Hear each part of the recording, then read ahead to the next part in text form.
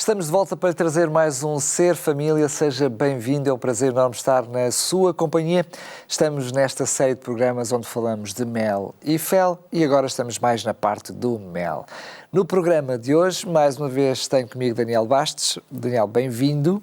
Obrigado. E tu propuseste como título para o programa de hoje Eternos Namorados. Daniel, isto é execuível, é atingível, não é um pouquinho utópico? Como é que ficamos com este Eternos Namorados?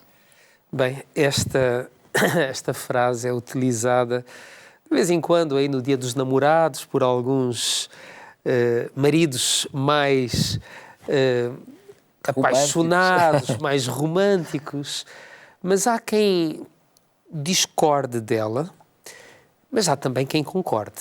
Aqueles que discordam dizem, bem, vamos lá ver, namoro é uma coisa, casamento ou outra. Não são a mesma coisa, por isso nada de eternos namorados. Até porque no namoro as coisas ainda não estão muito bem definidas, há a possibilidade de que as coisas não avancem, não é? O compromisso é menor, não é? Exatamente, o compromisso ainda não existe, porque ainda não está, o assunto ainda não está fechado, não é? E, portanto, é uma fase diferente, não existe a intimidade que o casamento deve ter, portanto, não vamos estar aqui a misturar coisas, não é? Isto é alguém a falar. Por outro lado, aqueles que gostam de utilizar esta expressão ou que a defendem, no fundo, querem sublinhar um aspecto importante, é que a alegria e o romance que caracterizam normalmente o namoro deve continuar no casamento. Esta é a ideia principal, não é? E eu compreendo e gosto desta ideia também, não é? Sendo que, seja como for, é algo que, em primeiro lugar, tem que ser trabalhado de forma consciente. Por outro lado, não é muito comum nós vermos. Às vezes olhamos para, enfim, vamos a um restaurante, olhamos para as mesas, eu não sei se tu consegues fazer essa observação, mas enfim, lidando com estes assuntos da família há tantos anos, quase que nós estivéssemos juntos a comer, a almoçar, numa refeição, e nós olhávamos para a mesa e dizíamos, aqueles são namorados, aqueles certamente são casados, aqueles claramente são namorados, não é verdade? Claro, nota-se uma atitude diferente, não é? E se é desejável que o romance permaneça, eu diria que também é uma necessidade que o romance permaneça. Lord Byron, um poeta de alguns anos atrás, que escreveu Dom Juan, ele dizia, o amor do homem é uma parte da sua vida, mas da mulher é toda a sua existência. Que engraçado. Então, se não é uma necessidade primordial para os homens, certamente que é essencial para as mulheres, não é? William Harley, que estudou os comportamentos, os relacionamentos, ele chegou à conclusão de que para as mulheres, as suas necessidades emocionais, isto depois de entrevistar imensas, não é? O afeto e, por exemplo, conversas íntimas são as suas necessidades emocionais básicas. São muito, muito importantes. De maneira que é algo que nós precisamos, casados, ter em linha de conta. Gosto muito de uma história que li há um tempo atrás sobre um artista importante, Claude Monet, da escola do impressionismo francês. No século XIX, ele tornou-se célebre pelos seus quadros, ele foi um dos poentes do impressionismo, não é? Mas ele, a dada altura, na sua vida pessoal, apaixonou-se por uma modelo muito bonita, muito graciosa, que se chamava Camille. E Camille era uma fonte de inspiração para ele. Sua musa. A sua musa, exatamente. O que acontecia é que naquela altura a Escola das Belas Artes de França estava um bocadinho fechadas para esta nova escola, e até aquilo que ele fazia não era bem aceito, até ridicularizado por alguns, não é? E na vida do jovem casal as coisas não eram necessariamente fáceis, não é? Porque ela tinha as suas necessidades, como qualquer senhora, e a família no seu todo, diria, mas ele não conseguia vender, não conseguia realizar, trazer um aporte financeiro para sustentar a sua família. De maneira que ela tinha que, sendo mãe, já tinha um filho, e ela tinha que trabalhar muito para que o seu marido pudesse continuar a sua atividade enquanto pintor. As coisas agravaram-se. O Claude Monet algumas vezes pensava que o ideal talvez fosse parar um bocadinho com a pintura e ir para as obras ou ir fazer qualquer outra coisa e ganhar um pouco de sustento para a sua família, para não sobrecarregar a sua esposa. Mas o certo é que ele estava absolutamente obcecado pela sua arte, pelo seu trabalho. E ele não conseguia parar e não parou. Camille teve um segundo filho, fragilizada, contraiu tuberculose e precocemente morreu.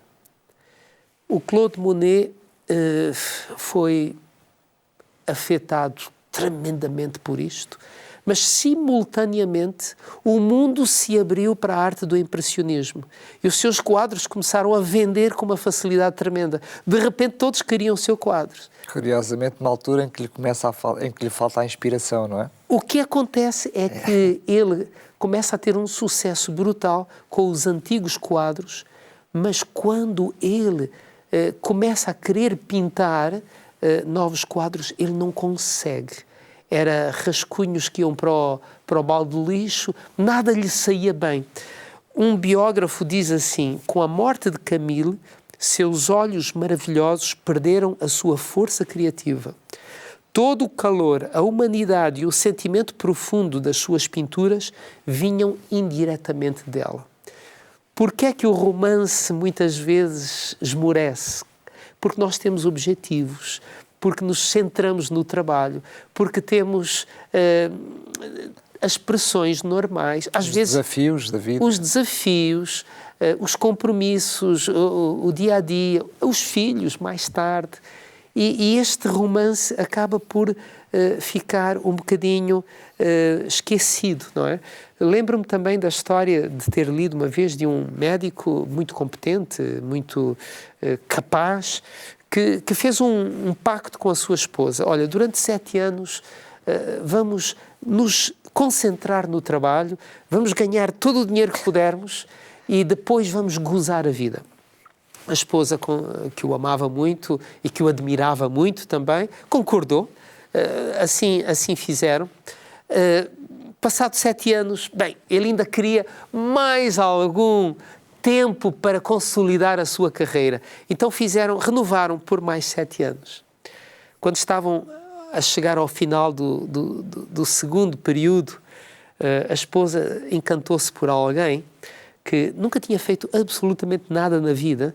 Aliás, era um bon vivant, se quisermos usar o termo, mas fez uma coisa que aquele médico não tinha feito. Deu atenção àquela mulher e ela entrou numa relação perigosa. A sua esposa deixou, juntou-se a este homem, divorciou-se do médico e agora temos aqui um vivant a desfrutar do dinheiro de um homem bem intencionado que colocou o trabalho à frente do romance.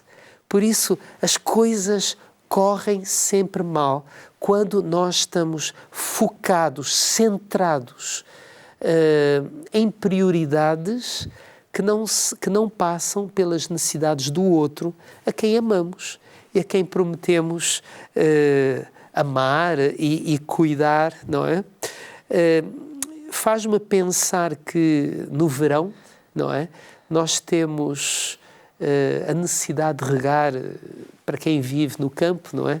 Na cidade, a nossa mentalidade não passa muito por aí, mas quem tem uma horta, quem tem um jardim, sabe que tem que regar, porque não chovendo é preciso regar. Nos relacionamentos é a mesma coisa. É preciso adocicar a vida, manter o romance, porque ele faz parte da vida e é mesmo essencial, de uma forma particular para a esposa, para a mulher, não é? Ouvi muito recentemente um casal que esteve connosco, Willie e Elaine Oliver, e eles diziam que nós, inevitavelmente, todos os casais, a partir do momento que saímos da igreja, depois de contrair núpcias, estamos na direção da alienação. Se não houver intencionalidade, aquele romance vai simplesmente evaporar-se. Por isso é preciso investir nesta que é a parte fantástica da vida, é o mel, não é? É preciso dar tempo e reservar esforços e energia para continuar a cultivar este relacionamento. Num programa anterior nós falámos precisamente sobre ser intencionais para cultivar a amizade, criando algumas atividades concretas para criar o espírito de união e de amizade entre a família. Não é menos importante ser também muito intencional e criar momentos específicos de intimidade, até mesmo só entre o casal, deixar os filhos com alguém próximo, alguém de confiança e criar determinado tipo de atividades para se ser intencional no romance e no namoro, não achas? Exatamente, é isso mesmo. E é sem dúvida a partir disto que o brilho, a cor do relacionamento permanece. Então já vamos falar sobre esses momentos tão práticos, porque acho que certamente são muito pertinentes para todos nós, mas para já vamos fazer um pequenino intervalo. Voltamos já a seguir para lhe trazer a segunda parte e também com uma oferta muito especial. TV Novo Tempo, o canal da família, o canal da esperança. Estamos de volta para lhe trazer mais uma parte do Ser Família de hoje e, como já é habitual, também a oferta que tenho para si, o Guia de Estudo Entre Família. É um guia de estudo bastante completo, com muitas dicas práticas que fala desde a parte da comunicação entre a família e, claro, também o casal, os desafios das finanças, como lidar com os conflitos, como lidar, por exemplo, com uma situação de divórcio e muito mais também a parte da educação, os desafios que encontramos com as crianças. É muito bom e o melhor de tudo é que é totalmente gratuito. Para receber este guia de estudo, basta enviar-nos uma mensagem, é tão simples quanto isso. Envie uma mensagem a dizer Entre Família para o 933 93 92 91. 933 93 9291. Basta enviar essa mensagem a dizer Entre Família, que depois nós entraremos em contacto consigo para lhe pedir os seus dados para lhe podermos enviar gratuitamente pelo correio. Daniel, vamos então às dicas práticas, às sugestões. Claro que, mais uma vez, cada casal pode encontrar as suas estratégias, os seus métodos, negociar o que é, enfim, mais importante para cada um deles, mas de uma forma genérica, que dicas é que tu nos podes dar para manter este clima de namoro no relacionamento, no casamento? Para manter a chama acesa, Isso. Não é? Bem, começando aqui pelos especialistas, por exemplo, Gottman, ele diz que os casais devem apreender os mapas do amor, que no fundo é compreender como é que o outro se sente amado. Gary Chapman fala sobre as 5 linguagens do amor. O toque físico, o tempo de qualidade, atos de serviço, os presentes e quem sabe também aqui as palavras. É preciso compreender como é que o outro se sente amado. Como é que eu posso... Também já falamos aqui sobre aquele rácio 5:1, não é? Ou seja, ter momentos agradáveis e que estes superem abundantemente aquelas dificuldades do dia a dia. É muito importante que haja comunicação e voltarem-se fisicamente um para o outro, olhos nos olhos, o toque físico. É muito importante para manter esta relação, este romance, não é? É importante também estabelecer rituais, criar rituais. Cada casal terá os seus, não é? Formas de expressar ou formas de alimentar. Há casais que decidem, ok, todos os dias vamos passar um bocadinho de tempo juntos, vamos conversar, conversas do coração, meia hora por dia, no final do dia, por exemplo. Ou vamos todos os dias andar juntos um bocadinho, de mãos dadas, por exemplo. Um casal decidiu que nunca iriam deixar o sol se pôr sem dizer um ao outro, amo-te, não é? Naquele dia ela fazia anos e ele estava a sair com pressa e provavelmente não iriam se ver antes do pôr do sol. Então ela sai de casa a correr e ele já está no carro, ela toca-lhe no vidro do carro e ele abre e então ela diz, olha, só te queria dizer que te amo. Porque era este o seu ritual, é esta a sua prática. Tragicamente, aquele senhor, no seu regresso a casa, tem um acidente e morre. É interessante que foram descobrir depois que ele trazia com ele, era o aniversário dela, 2 bilhetes de avião para irem para um lugar romântico. Era esta a sua intenção. Mais tarde perguntaram-lhe a ela se ela estava bem, se ela se sentia bem, apesar de estar a fazer o luto.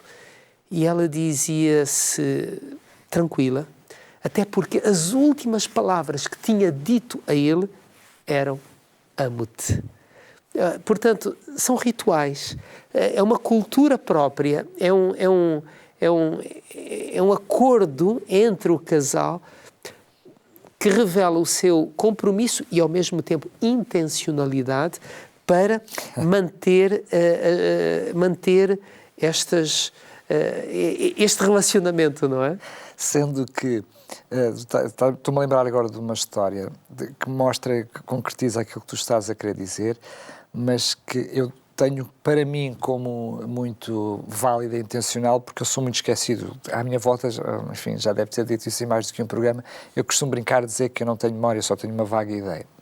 E há uma história de um senhor que quer ser de um esposo, que estão casados há muitos anos, ele já tem mais de 90 anos, e era reconhecido pela sociedade a paixão que vivia aquele casal. E foram perguntar-lhe a ele, já depois da esposa ter falecido, qual foi o segredo? Porque é que ele foi tão feliz no casamento e era um exemplo para toda a gente? Ele dizia, bem, o segredo é o meu relógio. O seu relógio é o segredo para o casamento? Sim. E ele tira daqueles relógios velhinhos de bolso, com aquela correntinha presa à cintura, ele abre o relógio e na parte de dentro do relógio dizia, lembra-te de dizer hoje à tua esposa o quanto a amas. Ou seja, ele como tinha receio de esquecer, sempre que olhava, abria as horas, tinha lá um lembrete, lembra-te de dizer à sua esposa o quanto a amas. Ou seja, vai muito ao encontro daquilo que tu estás a querer dizer. Esta verdadeira intencionalidade, mesmo nós falhamos, não é? Exato. Fazemos promessas, falhamos, mas ter a capacidade de criarmos as estratégias próprias para cumprirmos com o que é realmente mais importante. Exatamente. E no caso que contaste, e também no caso que eu mencionei antes, o dizer, o falar, o expressar, o verbalizar palavras de afeto é fundamental. Mas eu até acrescentava um segundo passo. Lembro-me de uma outra história que também li, de um casal recém-casados, mas as coisas não correram bem. E ela abandonou o lar e foi para um outro lugar ainda distante, não é? Por telefone ele disse-lhe que a amava muito e pediu que ela voltasse, mas nada a demovia, ela estava intransigente. Então ele não teve para meias medidas, ele gastou o seu último dinheirinho, comprou um bilhete de avião, porque ela estava mesmo longe, e foi ao encontro dela. Encontrou-a, estava lá num quarto de hotel, e quando se viram, trocaram algumas palavras, imediatamente se abraçaram e se reconciliaram. Então ele fez uma pergunta, olha, eu já por telefone te tinha dito as mesmas coisas, porquê é que tu não vieste? E porquê é que agora estamos tão bem, mas não tivemos antes? E ela disse, bem, é porque agora tu vieste, não é? Mais do que palavras, tu estás aqui. Agiste. Então, as palavras são importantíssimas, mas as ações também são. Para manter, então, gestos, atos. Porque, desculpa lá interromper-te, porque é tão importante o que tu estás a dizer, porque há homens que têm muita dificuldade em manifestar o seu afeto. Há homens que até têm dificuldade em dizê-lo. Claro.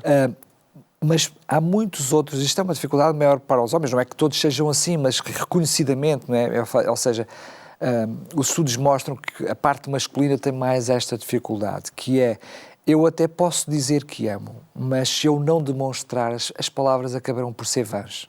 Às vezes o homem até sente que, se estiver a dizê-lo frequentemente, torna-se repetitivo.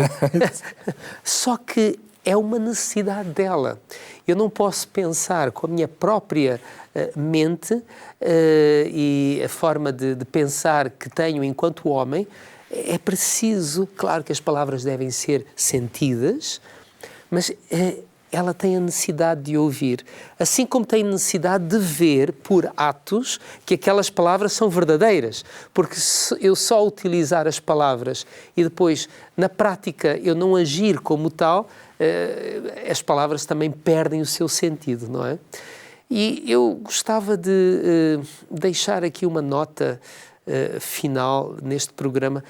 Provavelmente alguns dos nossos ouvintes e telespectadores conhecem este monumento famosíssimo que existe na Índia, o Taj Mahal. Há uma história muito bonita por trás dele.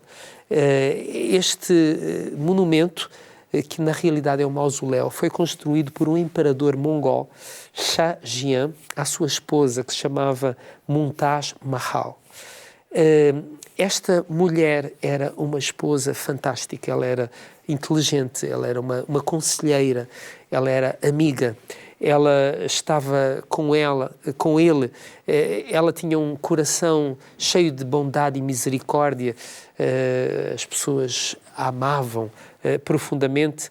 Além disso, ela deu muitos filhos a este monarca, mas quando ela teve o seu 14º filho, estando a acompanhá-lo numa expedição militar, portanto, desprovida das condições básicas, ela acabou por falecer. Shah Jahan, quando isto acontece, quando perde a sua querida esposa, ele entra numa profunda dor, ele fecha-se num quarto e fica 8 dias sem contacto com quem quer que seja. Dizem os historiadores que quando ele sai deste quarto, ele tem o aspecto de alguém que envelheceu anos, não é? E depois, na sua grande dor, no seu grande sofrimento, ele decide imortalizar este amor que sentia pela sua falecida esposa, construindo exatamente este monumento. Bem, isto é, sem dúvida, uma história de amor, também com alguma pitada de dor e de sofrimento, mas o desafio a todos que nos ouvem, e sobretudo aos maridos também, por que não celebrar o amor, intensificar esse amor? Nós não sabemos até quando o poderemos fazer. E se um dia tivermos a infelicidade de perder o nosso amor, podemos nos desdobrar em homenagens, como fez Shah Jahan, mas nenhum desses gestos terá o mesmo significado para alguém que já partiu, não é? Por isso, o que nós podemos fazer hoje ficará eternizado, ficará gravado no coração de quem precisa, de quem anda, vamos dizer, à míngua desse amor, não é? Com Deus as coisas são assim. O amor amadurece. Nas bodas de Caná, o segundo vinho era melhor que o primeiro. E com a presença de Jesus, o amor amadurece e torna-se mais forte, mais firme. Com a presença e a ajuda de Deus, o melhor está sempre para vir. O melhor é a sobremesa. Para si que está desse lado, mais uma vez chegamos ao fim de mais um Ser Família, mas dizer-lhe que tenho, e recordar a oferta que tenho para si, o guia de estudo Entre Famílias, com muitas dicas práticas e, claro, a intimidade do casal também está refletido neste guia de estudo, entre muitas outras coisas. E é totalmente gratuito, basta enviar-nos uma mensagem. É o custo do SMS, que na realidade não custa nada, não é? Para o 933 939291, basta escrever as palavras Entre Família. Dizer-lhe também que este programa está disponível em podcast, em radiorcs.pt e também na Novo Tempo, no YouTube da Novo Tempo Portugal. Despedimos-nos, marcamos encontro para o próximo programa e dizer-lhe que ainda vamos ter mais um programa desta série de Mel e Fel para voltarmos a falar das coisas boas do mel. Marcamos encontro então no próximo programa. Até lá, se Deus quiser.